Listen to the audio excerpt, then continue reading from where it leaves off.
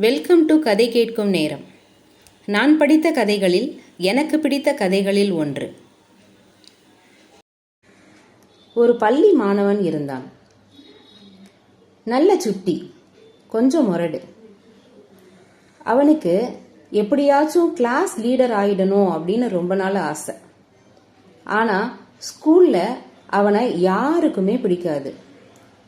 பட்டு பட்டுன்னு கையை நீட்டிடுவான். சொல்றது கேட்டு நடக்க மாட்டான்.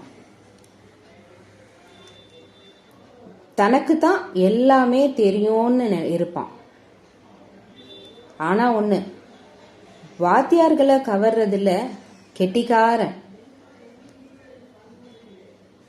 அதனால அவன் நினைச்ச மாதிரியே கிளாஸ் லீடரும் ஆயிட்டான்.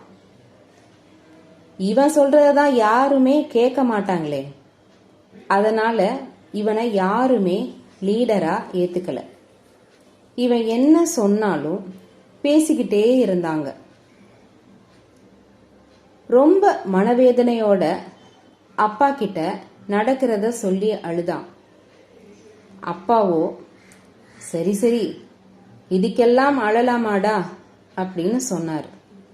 பிறகு, உனக்கு ஒன்று சொல்றேன், மனசுல வச்சு நடந்துக்கோ, எல்லாம் சரியா போயிடும்னு ஒரு குரல் சொன்னாரு.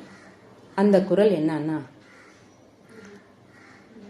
கருவியும் காலமும் செய்கையும் செய்யும் அறிவினையும் மாண்டதமைச்சு.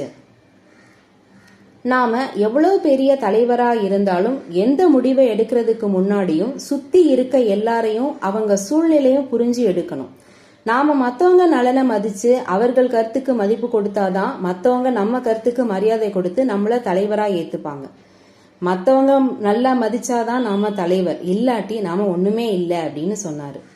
அடுத்த நாள்ல இருந்து எல்லார்கிட்டையும் அன்பா அவங்கள புரிஞ்சு மதிச்சு நடந்தான். இப்ப எல்லாரும் அவன் வார்த்தைக்கு மரியாதை கொடுத்து கேட்கிறாங்க. நன்றி.